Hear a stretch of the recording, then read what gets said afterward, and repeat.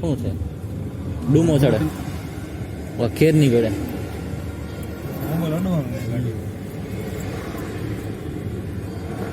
ડૂમો ચડે ડૂમો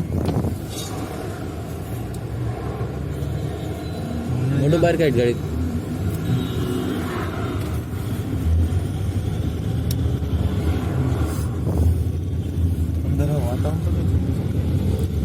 આગળ આવી જાય 5 કિલોમીટર છે 6 કિલોમીટર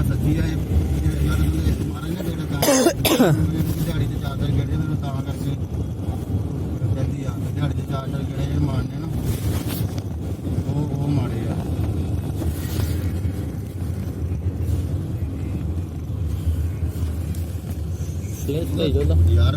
कोई आ गया वो मुझे दोनों यार वो वांदे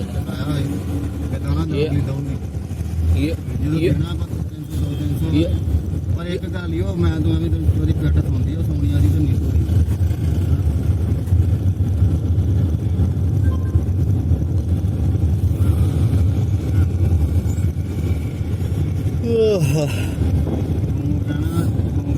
આપડા હવે ગુજરાતમાં આવતા છે બધે અન્ય ધંધો નહીં કરવો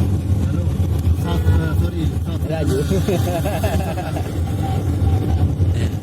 ट्रेन में लेके जाना उन्हें मेरे मैनू जब सुननी है जब नीतू उन्हें नहीं उन मैनू ने कहना कि तू क्यों आज टेंशन ले आया या कितना सी हिसाब करना एक बारी नहीं उन्हें कहना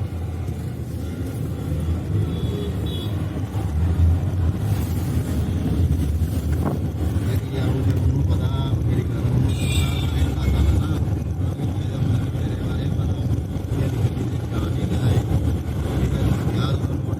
नहीं जब मैं ना ਗੱਡੀ ਨੂੰ ਲੈ ਆਇਆ ਉਹਦਾ ਫਿਰ ਮੈਨੂੰ 1000 ਰੁਪਏ ਦੇ ਦਿਆ ਇਹਨੂੰ ਇਹ ਲੱਗੇ ਕਿ